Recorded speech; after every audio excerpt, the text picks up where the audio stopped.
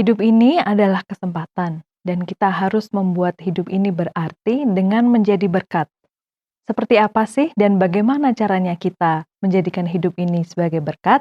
Inilah yang akan kita perbincangkan di episode Bincang Kita dengan tema Pakailah Hidupku Menjadi Berkat bersama Bapak Pendeta Yohanes Madu. Selamat menyaksikan.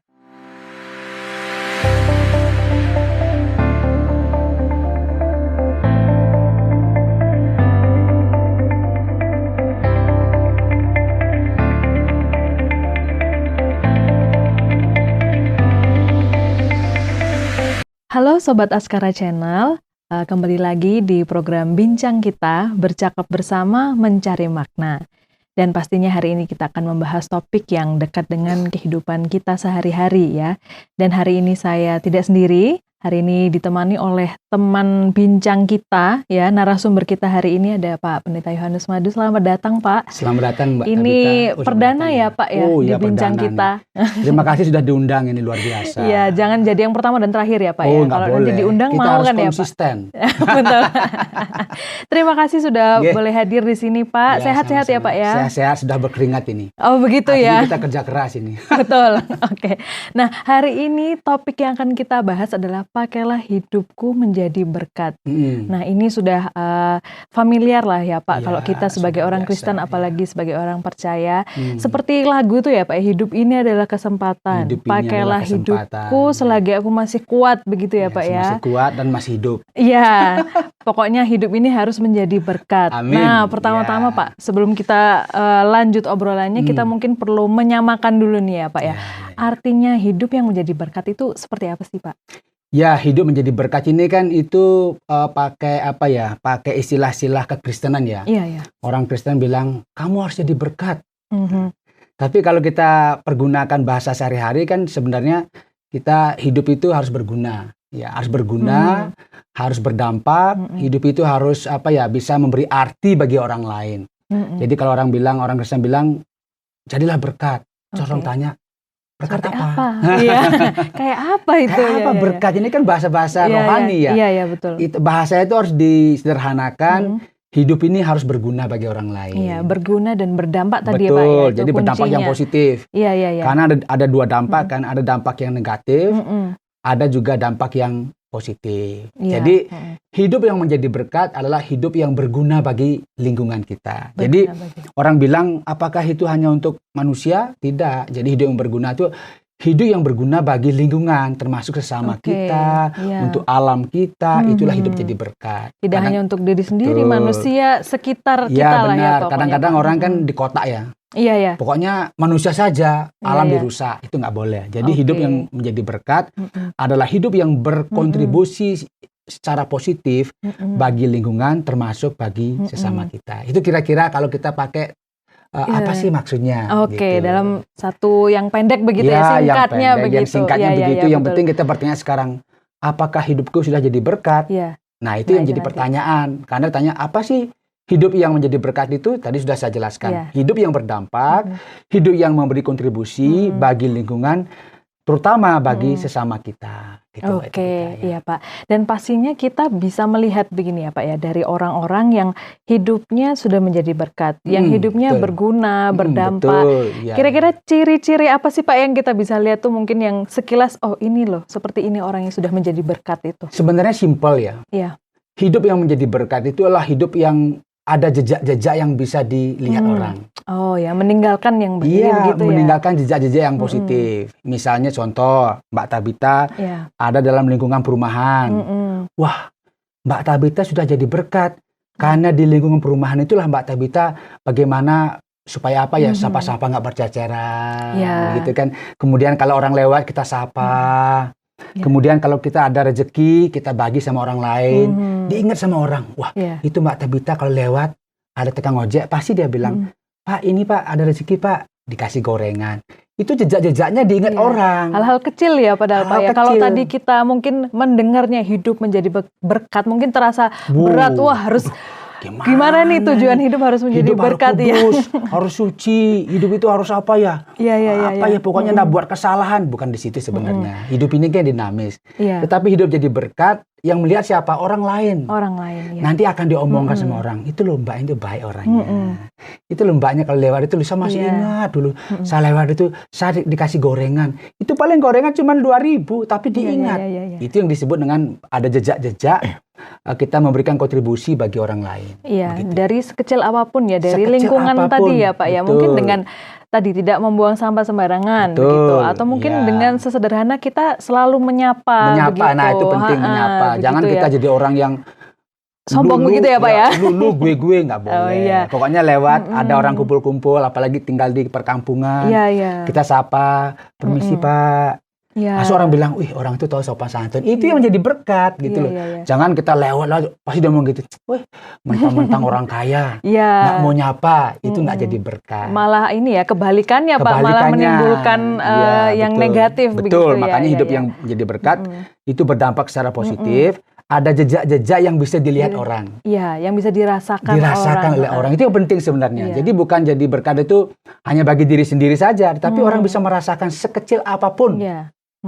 Jadi jangan berpikir menjadi berkat itu kita tuh sudah membantu sekian ratus juta. Wah, langsung harus sudah keliling Indonesia macam-macam gitu enggak ya Pak ya? Boleh kalau punya uang banyak boleh lah, tapi kita coba batasi diri kita dengan hal-hal yang sederhana. Di lingkungan terdekat atau lingkungan keluarga. Nah, gitu kan misalnya di keluarga kita jadi berkat, misalnya contohnya kita kalau punya orang tua, kita bisa kasih sesuatu lah sama orang tua.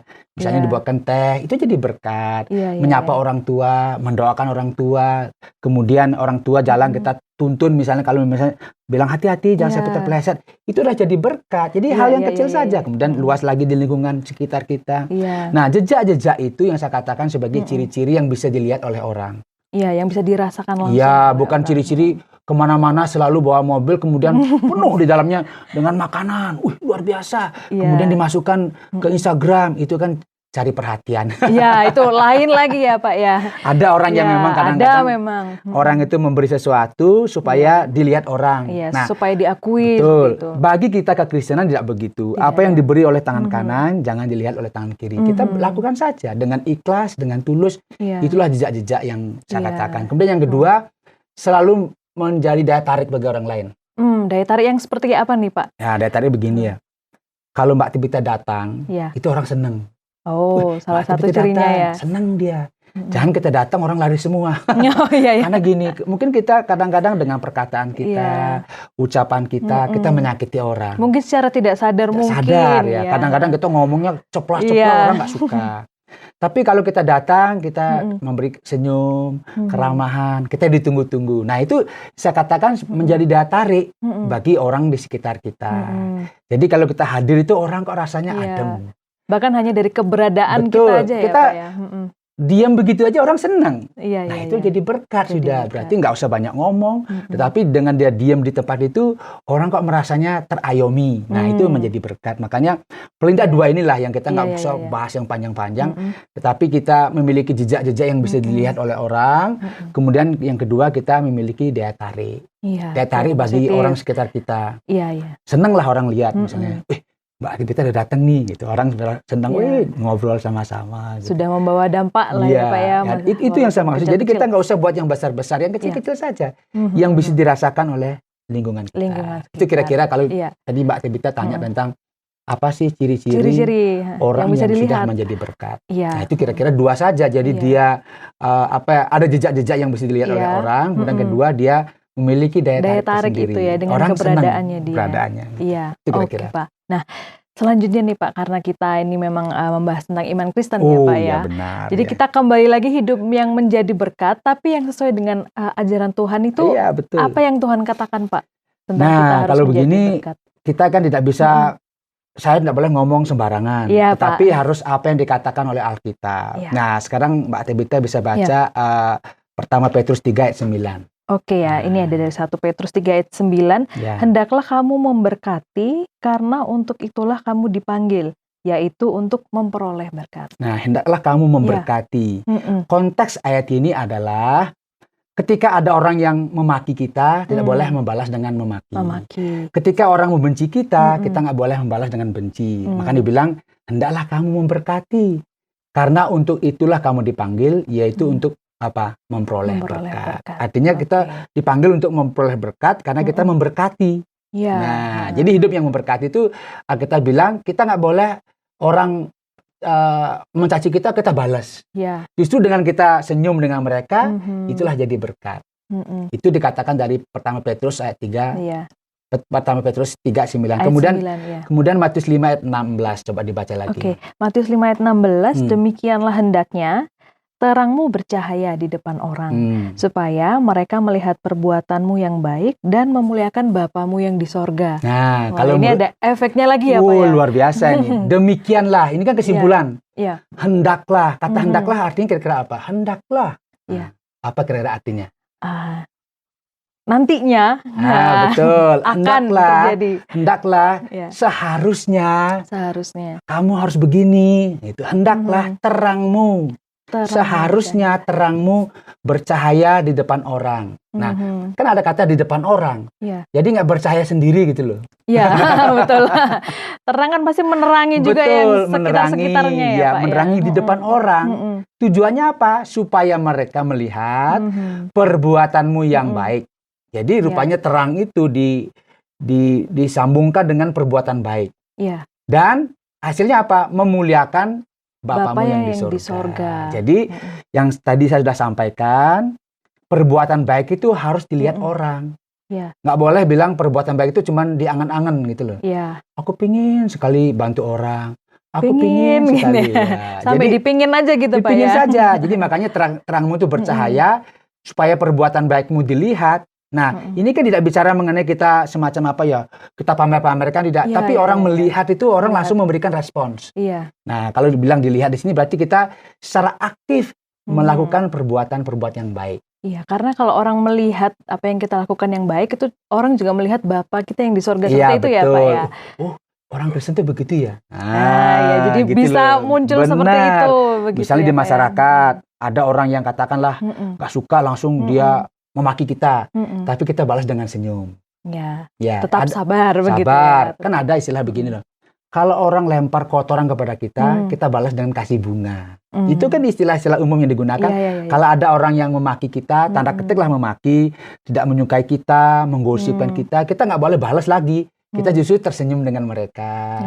Kita tetap baik dengan mereka. Ini yang dikatakan supaya terang kita itu bercahaya. Makin bersinar, bercahaya. Jadi hal-hal yang sudah disebut tadi Pak Yohanes di meninggalkan jejak-jejak itu bisa juga kita bilang itu adalah terang kita. Benar. Jadi jejak-jejak itu dilihat begitu loh. Makanya bagusnya itu kalau perbuatan baik itu kan kita ngomong 1000 itu nggak ada artinya dengan satu perbuatan baik. Betul. Kayak tadi misalnya sesederhana menyapa, tapi mungkin orang bisa sangat mengingat begitu, sangat berkesan. Dia akan lihat gini, wah itu mbaknya itu loh, Pak, mari Pak, monggo. Langsung dia senang, itu pasti kita di mana-mana aman gitu. Walaupun mungkin cuma satu kali ketemu waktu itu. Dia akan ingat itu. Dulu loh saya itu loh, orang kecil seperti saya itu loh, duduk-duduk begitu, ada yang menyapa saya, berarti saya dihargai. Nah, itu kan jejak-jejak yang diingat oleh orang. Dan itu akan dibicarakan, bukan hanya itu, dia akan ngomong ke teman-temannya, itu loh mbaknya itu bagus orangnya, itu loh baik orangnya. Tapi kalau kita jalan nggak pernah nyapa orang, percaya saya, pasti kita dibilang, baru begitu dia udah sombong. Sehingga kita akhirnya bukan menjadi terang, bukan memuliakan Bapa, malah bilang gini, oh orang Kristen begitu ya? Ternyata begitu ya. Ternyata orang Kristen katanya penuh kasih. Kita lewat kan nggak disapa. Jadi kita nggak usah kasih uang dia 1 miliar, nggak usah lah. Itu kebanyakannya. Karena kita nggak punya juga 1 miliar. Kuis 1 miliar Pak jadinya. Jadi kita kasih sapaan saja, kasih senyum saja. Itu sudah memberikan kesan. Nah itu kalau ditanya tadi, di Alkitab bilang apa sih? Nah, ini perintahnya yang Tuhan inginkan begitu ya. Tuhan inginkan kita supaya terang kita itu bercahaya, kemudian terang itu ditunjukkan dalam perbuatan yang baik, kemudian perbuatan baik itu berdampak kepada Bapa di surga dipermuliakan. Mungkin kita orang pikir apa sih Bapa di surga? Mungkin dia akan bilang, oh orang Kristen itu baik, gitu loh. Jadi kita nggak bicara mengenai langsung tiba-tiba dipermuliakanlah Bapa di surga. Tuhan. Kaget Pak, kaget dia. Orang-orang. Kaget dia. Paling dia bilang gini. dia senang, senang ya. Ternyata orang Kristen tuh ada di lingkungan kita tuh menyenangkan gitu. Betul. Jangan kita ada di lingkungan orang nggak pada suka. Karena apa? Kita jalan itu pakai kacamata kuda gitu, lurus. Nggak toleh. Mendingan kalau kita ada waktu gitu, ada yang ngumpul, kita berhenti. Wah, gimana? Ngobrol-ngobrol sama mereka sebentar. Nanti tiba-tiba, oh ya gini-gini ngobrol, mereka akan senang. Itu disebut dengan terangnya bercahaya. Dan perbuatan baik kita dilihat dan pada akhirnya apa dipermuliakan. Nah, gitu kira-kira Mbak Tabita. Iya, dan pastinya ya Pak, untuk bisa hidup menjadi berkat ini kan butuh proses, kita butuh pengertian, walaupun kita sudah mengerti tadi ya, ada dasar-dasarnya. Oke, inilah panggilan Tuhan untuk hidup kita tuh, kita harus menjadi berkat. Tapi pastinya ada hal-hal yang bisa kita biasakan, bisa kita latih begitu ya Pak ya, untuk bisa menjadi berkat gitu dalam kehidupan sehari-hari. Gimana kita mulainya nih Pak? Nah, ini saya sering katakan begini ya. Semasih kita bernafas, hidup itu kita harus berpikir bahwa hidup ini anugerah. Gitu loh. Sekarang saya tanya Mbak Tabita. Apakah Mbak Tabita katakanlah punya uang banyak, punya kemampuan, itu kira-kira kapan bisa ditunjukkan kepada orang lain? Pada saat apa? Ya, kalau saya mau niatnya pamer begitu ya Pak ya, mungkin ya setiap saat ditunjukkan bahwa ini, saya punya ini, saya punya itu. Ya. Nah, saya tanya sekarang, kalau orang sudah tidak ada nafas, bisa nggak nunjukin? Tidak bisa. Hanya selama kita hidup aja ya Pak ya. Jadi kita tuh dihargai orang, wih bajunya bagus, wih senyumnya manis. Itu pada saat kita hidup. Nah, justru pada saat kita hidup itulah kita selalu berikan senyum yang baik, yang terbaik untuk orang lain. Walaupun kadang-kadang hati kita ini aduh dongkol, tapi kita berjuang untuk senyum gitu loh. Artinya kadang-kadang memang nggak bisa kita katakan sebagai wah, saya nggak mau tersenyum terserah saya. Tidak, justru kita harus mulai dengan menyadari hidup ini adalah milik Tuhan. Milik Tuhan berarti kita kan hidup ini milik Tuhan, berarti sewaktu-waktu kapanpun Tuhan mau ambil ya diambil. Bisa diambil, iya. Makanya lagu tuh hidup ini adalah kesempatan. Ya, selama kesempatannya masih kuat, kapan? Iya. Betul, semasih kita hidup. Berarti coba dibaca Roma 14 ayat yang ke-8. Roma 14 ayat 8, sebab jika kita hidup untuk Tuhan. Betul. Dan jika kita mati untuk Tuhan. Jadi baik hidup atau mati, kita adalah milik Tuhan. Nah, tadi kan tidak hanya masalah hidup, mati pun milik Tuhan. Berarti ketika kita hidup untuk Tuhan. Kalaupun kita mati untuk Tuhan. Berarti menyadari hidup ini adalah milik Tuhan. Nah, kalau milik Tuhan, berarti kita memiliki apa? Coba kira-kira kalau Mbak Tabita pikir. Kalau hidup ini milik Tuhan, hidup loh. Kita nggak bicara mengenai yang lain. Kalau hidup ini milik Tuhan, berarti kira-kira kita punya apa? Ya, kalau hidup ini dikasih juga dari Tuhan, ya kita sebenarnya tidak membawa apa-apa ya Pak ya. Tidak punya apa-apa. Maka tidak dibilang, punya apapun. Kalau di dalam Alkitab bilang, kamu berasal dari tanah, kamu akan kembali menjadi tanah. Ya nggak punya apa-apa. Terus kita sombongkan apa? Nggak ada kita sombongkan. Sepenuhnya anugerah ya Pak, sepenuhnya pemberian. Betul. Begitu. Semua pemberian. Jadi Roma 14 ayat 8 mengatakan itu yang hal pertama yang harus kita jadi ya Pak ya, hidup menyadari. Ini milik Tuhan, harus disadari. Jadi kalau bilang milik Tuhan, jangan sombong gitu loh. Wong, sekarang kita sombong, woi aku punya gini-gini. Langsung Tuhan bilang gini, bos, malam ini kamu harus balik bos. Wah, terus kita besoknya kita nggak bisa sombongkan walaupun kita punya sepatu harganya 10 juta, nggak untuk apa? Ya gitu kan, artinya nggak ada kita bisa banggakan. Berarti menyadari hidup ini adalah milik Tuhan. Kemudian yang kedua, nah ini yang kedua, coba dibaca Mbak Tabita. Roma 6:13. Dan janganlah kamu menyerahkan anggota-anggota tubuhmu kepada dosa untuk dipakai sebagai senjata kelaliman. Tetapi serahkanlah dirimu kepada Allah sebagai orang-orang yang dahulu mati tetapi yang sekarang hidup. Betul. Dan serahkanlah anggota-anggota tubuhmu kepada Allah untuk menjadi senjata-senjata kebenaran. Wah, senjata nih Pak ya. Senjata yang pertama itu kan menyadari hidup ini milik Tuhan. Yang kedua, gunakan anggota tubuh ini, mata kita, kemudian tangan kita, kaki kita sebagai senjata kebenaran. Pertanyaannya begini, apa sih senjata kebenaran? Itu yang praktis saya bilang tadi itu. Yang praktis apa? Senjata kebenaran yang benar itu kan apa? Kita nyapa orang benar nggak? Ya, kita ngomongin yang baik benar apa tidak? Benar. Ya itu yang benar digunakan. Jadi mulut kita gunakan untuk memuji orang. Wah, bagus bajunya gitu. Jangan bilang baju kok begitu, itu kan orang tersinggung. Malah menyakiti Malah ya Pak ya, menyakiti. tujuannya malah tidak jadi Kita kan terang puji gitu. nggak apa-apa, Iya, dikasih iya. makanan, terima kasih ya, itu senjata kebenaran. Terus Mm-mm. tangan gunakan untuk memberi kepada orang. Iya. Kemudian kita punya sesuatu, kita bisa bantu orang, itu pakai senjata kebenaran. Nah, kalau kelima berarti kita bergunakan untuk hal-hal yang jahat.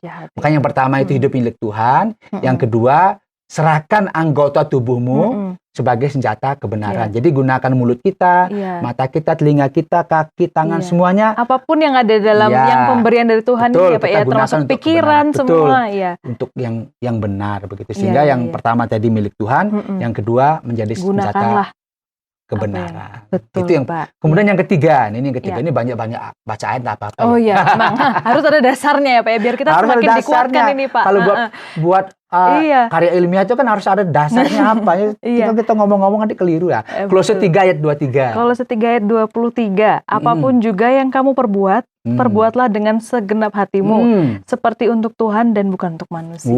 Luar biasa. Pertama hidup milik Tuhan, yang kedua serahkan anggota tubuhmu untuk senjata kebenaran, kemudian gunakan itu dengan segenap hati. Segenap hati. Bukan untuk manusia, tetapi untuk Tuhan. Untuk Tuhan. Nah, kembali lagi. Betul, saya tanya Mbak Tabita. Seandainya yang berdiri kan dibilang begini, ada satu saat Tuhan bilang begini, pada saat aku lapar, kamu memberi aku makan. Saat aku sakit, kamu mengunjungi aku. Terus pertanyaannya, lakukanlah itu untuk Tuhan. Seandainya yang berdiri di pinggir jalan itu ibu wali kota, terus Mbak Tabita mau kasih gorengan, contohnya kira-kira gorengannya bagaimana yang dikasih kepada ibu wali kota? Yang terbaik ya Pak ya, karena kan ibu wali kota begitu, apalagi mungkin kalau presiden yang datang, waduh, sibuk cari gorengan. Nggak mungkin Mbak Tabita kasih kreasi yang udah robek-robek itu, Bu kasih gini, itu pun akan beri kasih kotak yang bagus kan, yang terbaik kotak Bu, ini ada gorengan Bu, begitu. Makanya bilang lakukanlah untuk Tuhan. Nah, berarti kita selalu beri yang terbaik untuk orang lain. Segenap hatimu. Betul, jangan kita meremehkan orang. Kalau kita memberi, beri yang terbaik, terus kita jangan anggap, oh kalau saya nggak kasih, dia nggak punya. Salah, karena hidup ini milik Tuhan. Gitu loh. Jadi ketika kita buat sesuatu, itu beri yang terbaik. Kan Alkitab bilang, jangankan untuk Tuhan loh, kalau kamu datang kepada bupati, wali kota, bawa persembahan kepada mereka. Misalnya masing-masing diundang kita. Ayo sekarang warga kota Batu atau warga Indonesia, diberi kesempatan untuk memberikan kepada wali kota masing-masing. Pasti saya pribadi akan mempersiapkan yang terbaik. Yang terbaik, betul. Kalau buat kado saya akan jangan sampai kadonya itu menclet-menclet. Mungkin seharian itu Pak ya. Seharian nyari bingung apa ya. Nah, kan yang terbaik. Betul. Nah, ketika kita lakukan itu juga untuk orang lain, berpikir juga begitu. Makanya tidak boleh meremehkan orang lain. Kalau kita meremehkan orang lain, dilihat dari cara kita memberi. Cara kita menyapa. Nah, kalau kita sudah menyapa orang itu sekenanya, berarti kita meremehkan dia. Makanya kalau dibilang untuk Tuhan, berarti kalau seandainya kita menyapa Tuhan, pasti beda sapaannya. Apalagi yang menyapa wali kota atau gubernur, pasti berbeda. Maka yang ketiga ini, Kolose 3 ayat 23 itu mengatakan, lakukanlah seperti untuk Tuhan, bukan manusia. Nah, sekarang saya tanya Mbak Tabita ya, kalau ini sekarang diaplikasikan dalam hidup kita yang ketiga, Kolose 3 ayat 23. Seandainya Mbak Tabita dikasih kesempatan, kebetulan ada bencana ini. Ayo silakan Mbak Tabita, saya kasih kesempatan. Silakan kasih sesuatu yang terbaik untuk orang yang kena bencana. Kira-kira apa yang ada dalam pikiran Mbak Tabita? Ya, yang pastinya akan memberikan apa yang dibutuhkan begitu ya Pak ya. Yang harus memberikan yang terbaik lah untuk sesama manusia begitu. Kalau kita kasih baju bekas, kira-kira gimana? Harusnya ya tidak begitu ya Pak ya. Namanya memberi kan tidak boleh seadanya. Apalagi baju udah robek-robek. Kalau melihat, betul. Ini lemari saya penuh nih, daripada penuh, saya kasih aja ke sana lah. Itu salah. Kalau kita pikir gini, loh, kalau saya di pihak mereka, saya dibuat begini, gimana perasaan kita? Maka kasih yang terbaik. Kira-kira tentu yang terbaik sesuai dengan kebutuhan mereka. Kan begitu. Jadi ada tiga tadi ya. Jadi pertama itu milik Tuhan, menjaga hidup ini milik Tuhan. Yang kedua, serahkan anggota tubuh itu untuk sebagai senjata kebenaran. Yang ketiga, apapun yang kita lakukan, lakukanlah untuk dengan Tuhan. Dengan segenap hati dan untuk Tuhan. Nah, kira-kira begitu Mbak. Aku bisa ada pertanyaan lagi. Wah, kenapa? Ini benar-benar sudah sangat menguatkan begitu ya. Paling tidak kita ada gambaran begitu Pak ya. Seperti apa sih sebenarnya yang harus kita ingat begitu mulainya hidup yang menjadi berkat. Betul. Karena kita sudah begitu diberkati, begitu dikasih anugerah, jadi kita harusnya tidak ada alasan untuk tidak juga memberi. Anugerah terbesar itu apa kira-kira Mbak dalam hidup kita? hidup ini, Pak. Betul. Berarti Mbak Tabita makin lama makin paham. Saya nanti jadinya ini ya. Jangan-jangan bapaknya pendeta ini jangan-jangan. Kok tahu, Pak? Jadi paham. Jadi hidup yang anugerah itu ya hidup itu sebenarnya. Makanya dibilang sama Tuhan Yesus, apa gunanya kamu mendapatkan seluruh dunia ini, tapi kamu kehilangan nyawamu. Iya. Nah, berarti yang terpenting itu apa? Hidup. Ketika masih hidup, kita masih bisa melihat, gunakan untuk melayani Tuhan. Jadi berkat. Ya mungkin kita nggak berpikir mulu-mulu lah. Kita pergi kemana-mana, katakanlah kita khotbah. Nggak perlu, itu kan ada urusan masing-masing. Kita bisa melakukan sesuatu sesuai dengan kapasitas kita. Sesuai dengan kapasitas. Nah, kira-kira begitu. Oke, Pak. Nah, kembali kalau misalnya kita sebagai manusia ya, Pak. Namanya manusia pasti banyak kekurangan, banyak kesalahan, pasti ada. Tiap hari banyak buat kesalahannya. Itu dia, pasti ada kalanya juga kita tidak menjadi berkat. Mungkin tidak menunjukkan hal-hal yang tadi, misalnya Pak, kita sedang suatu saat kita sedang mengalami hal yang sangat sulit, terus akhirnya seharian begitu misalnya nggak menyapa orang, atau misalnya tidak mempedulikan gitu, tidak berbuat baik. Nah, tapi bagaimana caranya kita mengatasi itu, Pak, bahwa dengan ketidaksempurnaan kita sebagai manusia, kita tetap jadi berkat begitu, Nah, Pak? ini kita harus berbicara manusiawi ya. Orang nggak boleh kita bicara rohani gitu. Pokoknya harus tersenyum. Pokoknya harus memberi apapun keadaannya, itu kan orang yang ekstrim. Tetapi kita harus memahami manusia itu kan ada dinamikanya. Kadang-kadang dia ada masalah di keluarga, masalah dengan dirinya sendiri, masalah dengan pacarnya. Nah, itu kan masalah. Sehingga datang tiba-tiba dia nggak bicara karena tadi malam lagi habis berantem. Bisa jadi, Pak. Bisa jadi. Hanya masalah pilihan menu gitu misalnya. Itu manusiawi. Semua orang, kita nggak boleh menghakimi di situ. Tetapi yang penting bagi kita orang Kristen itu, kita harus tetap fokus dengan panggilan Tuhan. Gitu loh. Artinya kita itu kan dikasih hidup oleh Tuhan. Setelah dikasih hidup itu kita dipanggil untuk menjadi berkat. Fokus saja. Kita minta ampun Tuhan, hari ini saya nggak bisa memberi yang terbaik Tuhan. Saya menyadari bahwa ya memang kita sedang berbuat salah. Tuhan saya ini nggak bisa selalu berbuat, minta ampun sama Tuhan. Tetapi Tuhan bilang, oke, kalau gitu kamu tetap fokuslah. Nah, tetap fokus saja, jangan sampai akhirnya kita lemah, kita putus asa, kita nggak mau lagi terus berbuat baik. menyalahkan diri, menyalahkan orang lain, menyalahkan tetangga, menyalahkan teman, bapak, ibu, kanan kiri semuanya kena gitu. Saya salahkan dosen ya, gara-gara dosen. Saya nggak lulus karena dosen, gitu mungkin, Pak. Kita nggak kerjakan. Nah, karena itu kita harus tetap fokus. Nah, untuk fokus ini ada ayatnya, Mbak. Filipi 3, 13 sampai 14. Banyak baca ayat nih, Mbak ya. Iya, Pak, supaya makin ini, Pak, strong, Pak. Filipi 3 ayat 13 sampai 14. Saudara-saudara, aku sendiri tidak menganggap bahwa aku telah menangkapnya, tetapi ini yang kulakukan. Aku melupakan apa yang telah di belakangku dan mengarahkan diri kepada apa yang di hadapanku. Dan berlari-lari kepada tujuan untuk memperoleh hadiah, yaitu panggilan sorgawi dari Allah dalam Kristus Yesus. Ini ayatnya sangat menenangkan nih ya, Pak ya. Iya, jadi kita tuh lupakan yang di belakang, usah buat kesalahan dulu, saya gini-gini. Ya, Tuhan ngerti kok kita tuh manusia biasa kok. Kita bisa berbuat kesalahan. Tuhan bilang lupakan semuanya, kamu tetap fokus saja. Ke depan apa? Panggilan sorgawi untuk jadi berkat itu kamu fokus saja gitu loh. Kalau kita nggak bisa lakukan satu nggak bisa lakukan 2 ya 1. Kalau nggak bisa 1 ya setengah, nggak bisa setengah ya 1/4. Nggak apa-apa, yang penting kamu tetap maju gitu loh. Kalau ibarat orang bekerja begitu kan, kita kan kadang-kadang kan nggak ada perasaan gini ya, aduh aku nggak pengen kerja gitu. Perasaannya kok bosan. Tapi bagaimana mengatasi? Kita lakukan aja walaupun sedikit. Misalnya kita nggak bisa buat pelajaran, kalau orang orang membuat katakanlah pekerjaan begitu, orang mencangkul begitu. Kita cuma bisa 1 cangkulan, ya lakukan 1 cangkulan. Artinya tetap bekerja. Tetap lakukan, tetap fokus kepada panggilan yang Tuhan berikan. Jadi di sini Tuhan ajarkan kepada kita, apapun masalah kita, kita harus fokus kepada panggilan Tuhan, karena untuk itu kita dipanggil. Fokusnya apa? Melayani itu. Situasi kita mungkin sangat sulit ya, tetapi kan dipanggil untuk melayani. Nah, katakanlah begini loh, tentara, saya kasih contoh prajurit ya, keadaannya kadang-kadang sulit ya. Tetapi ketika itu ada panggilan, dia fokus. Udah fokus, memang panggilannya begitu. Tetap ingat begitu ya. Iya, panggilan utamanya apa? Dia membela negara. Dia sampingkan semua. Sudahlah, saya punya masalah. Tapi saya dipanggil untuk melayani. Nggak boleh juga kita 1 minggu kita nggak nyapa orang juga. Malah terus-terusan begitu, Pak. Niat itu namanya. Niat bener itu. Direncanakan itu. Kalau sudah direncanakan itu kan salah ya. Jadi kalau kita ada masalah, kadang-kadang kita diam, ya itu orang maklumi. Tapi kalau seminggu diam juga persoalan ya. Ya, kalau misalnya terus-menerus, terus Nggak mungkin boleh. kita malah tidak menyadari, betul. atau mungkin merasa, wah sudah terlanjur melakukan kesalahan, ya sudahlah begitu. Sudahlah, kadang-kadang ini sudahlah, aku sekaligus aja. sekalian aja lah, aku nggak ke gereja lagi, Nah, nggak malah dikasih tugas nggak mau lagi, ya itu namanya mutung. Mutung Iya. itu apa ya? Mutung tuh apa ya Pak ya? Mutung itu Marah berputus ya? asa Iya, ya, ya berputus asa. berputus asa, Iya, kemudian nggak mau maju lagi. Yang Tuhan mau apa? Kita tetap maju. Jadi kita salah iya, tapi kamu harus bangkit dan maju dan lihat pandang ke depan panggilan Kristus itu. Yang kemarin ya kemarin, yang kemarin, jangan semua dibawa, nanti berat ya.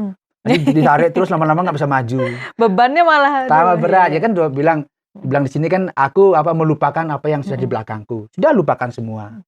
Tapi kita melihat ke depan panggilan surgawi. Ini yang terpenting. Itu yang paling penting ya Pak ya. Betul. Jadi nggak apa-apa, kita memang manusia ya begitu adanya ya Pak ya. Kita memang tidak kita harus sempurna, jujur dengan diri kita. Jujur itu penting. Jangan ya, merasa Pak, diri itu sempurna. Tidak, siapa sih sempurna di dunia ini? Semua itu bisa buat kesalahan gitu. Nah, kalau kita merasa bisa berbuat kesalahan, kita juga jangan orang lain berbuat salah, kita seperti, woi berbuat salah. Oh iya, malah menghakimi dan lain-lain. Kita ini kan manusia, orang bilang itu pasti bisa berbuat kesalahan. Disengaja atau tidak. Tetapi Tuhan bilang, lupakan semuanya itu, kamu fokus ke depan saja, itu yang penting. Supaya terangnya tadi itu tetap bercahaya tuh ya. Bercahaya, jangan sampai ditiup sekalian biar enggak ada terang ya. Itu namanya sudah enggak punya harapan lagi. Enggak punya harapan. Ya, kira-kira begitu. Oke. Nah, ini pertanyaan terakhir nih Pak ya. Ada yang terakhir juga ini. Ada Pak, masih ada. Nah, mungkin masih membahas kita sebagai manusia ya dengan segala kekurangan begitu Pak. Mungkin ada contoh dari Alkitab nih Pak yang kita bisa melihat hidupnya yang menjadi berkat di tengah mungkin segala kekurangan. Banyak sih contoh. Banyak ya. Mungkin salah satu begitu Pak yang kita bisa Salah satu, salah dua, salah tiga bisa. Salah 4 boleh salah Pak. 4. Kalau salah 5 itu langsung dapatnya enggak lulus dia. Salah 5. Pertanyaan 10 salah 5 enggak lulus dia. Jadi kalau bilang salah 1 atau salah 2 bisa lah. Misalnya contohnya Yusuf ya. Yusuf itu kan hidupnya itu betul-betul sudah dibuang sama saudaranya, kemudian dijual, tetapi dia tetap mengasihi. Dia tetap jadi berkat bagi saudaranya. Padahal kalau dipandang sebagai manusia itu kan hal-hal yang waduh. Kalau mungkin saya sendiri mungkin tidak bisa kalau saya langsung gini, tunggu baik waktu. Sekarang saya jadi ini tak balas ini. Malah punya rencana-rencana yang nggak baik ya Pak. Punya rencana baik ya. Bila perlu kalau datang ini saya penjarakan dia. Nah, gitu. Tapi buktinya begitu dia datang, dia bilang apa? Semuanya ini kehendak Tuhan. Semuanya ini Tuhan sudah atur supaya aku tuh bisa nolong kamu. Jadi selalu lihat positifnya. Itu si Yusuf.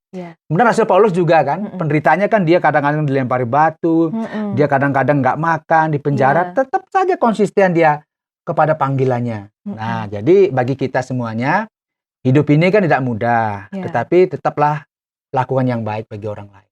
Gitu. Tetap berbuat kebaikan. Memang kadang-kadang nggak gampang, ngomongnya gampang, tapi kan sekarang kita praktekkan saja. Sehari-harinya susah begitu ya Pak ya. Tapi yang penting itu kan sekarang kita tuh tidak boleh mundur begitu loh. Karena kita sudah dipanggil begini, ya sudah. Kita dipanggil untuk menjadi berkat. Semampu kita berdoa sama Tuhan. Tuhan, tolong supaya hari ini saya bisa jadi berkat bagi orang lain. Tapi pertanyaannya, kalau doa kita kira-kira apa ya setiap hari ya? Kalau pagi mau doa itu kita doakan apa ya?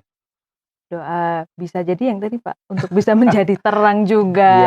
Betul. Supaya juga bisa menyadari bersyukur bahwa hidup ini milik Tuhan. Ya, anugerah dari Tuhan. Jadi kita kadang-kadang juga perlu berdoa seperti Mbak Tabita katakan, Tuhan, hari ini saya ingin jadi berkat orang lain. Tolong saya Tuhan, supaya hari ini saya bisa tersenyum dengan orang lain. Hari ini saya bisa berbagi dengan orang lain. Jadi jangan hanya minta aja Tuhan berkati saya, berkati saya. Tuhan tanya, kamu udah diberkati loh, kapan kamu jadi berkat? Jadi kalau ditanya berkatnya apa Tuhan loh, kamu kasih hidup loh. Berarti kamu hanya hidup lah. Katakanlah pada masa pandemi nih, mohon maaf ya, kadang-kadang orang sakit, orang kadang-kadang bahkan dipanggil Tuhan. Duh, sekarang saya masih dikasih kehidupan. Pasti ada tujuannya supaya kita jadi berkat. Jangan sombong, ini karena saya pintar jaga kesehatan. Tidak ada. Orang sehebat-hebat itu tidak bisa. Tapi kalau Tuhan izinkan kita sampai saat ini ada, itu hanya berarti karena anugerah Tuhan. Supaya kita tetap jadi berkat bagi orang lain. Gitu. Kira-kira gitu Mbak. Begitu Pak ya, terima kasih banyak ini Pak. Pesan-pesannya sungguh menguatkan begitu ya. Mungkin ada pesan terakhir nih Pak ya untuk menguatkan kita semua ya, sahabat Askara Channel yang tentang hidup menjadi berkat. Apa yang mungkin paling penting dan harus jadi kita yang ingat? Terpenting begini, jadi sahabat apa nih Askara Channel ya? Askara Channel lihatnya kemana ini? Iya. Jadi Askara Channel hidup ini anugerah, ya hidup ini berkat dari Tuhan. saudara bisa hidup sampai saat ini itu berkat dari Tuhan. Ingatlah, ketika kita dikasih hidup itu pasti ada tujuannya. Tujuannya apa? Supaya kita jadi berkat bagi orang lain. Terus tanya, berkatnya bagaimana? Mungkin nggak usah tinggi-tinggi lah. Kita lakukan yang sesuai dengan kemampuan kita. Ya, kalau kita bisa kasih sesuatu sama orang lain, tetangga kita berikan sesuai dengan kemampuan kita. Kalau kita bisa tolong orang lain, bantulah sesuai dengan kemampuan kita. Kita nggak usah mikir yang besar-besar, yang sederhana saja. Itulah jadi berkat. Sehingga dengan demikian, terang kita terus bercahaya, dan Bapa kita di surga dipermuliakan. Kira-kira begitu. Amin. Wah, terima kasih banyak Pak Yohanes. Ya, sungguh menguatkan, sungguh mengingatkan kita ya, bahwa hidup yang sudah Tuhan beri ini benar-benar harus dimanfaatkan. Artinya kita harus menjadi berkat, adalah sebuah kesempatan yang besar untuk kita bisa memberi terang bagi sekitar kita. Terima kasih banyak Pak Yohanes. Sama-sama Mbak Tabita. Nanti kalau diundang pasti mau lagi ya Pak ya untuk dibincang kita. Asal jelas aja. Iya, nanti kita akan bahas mungkin topik-topik yang selanjutnya. Terima kasih. Dan terima kasih juga untuk sahabat Askara Channel untuk kebersamaan kita hari ini. Dan pastinya kita akan bertemu lagi di episode bincang kita selanjutnya. Terima kasih, Tuhan memberkati.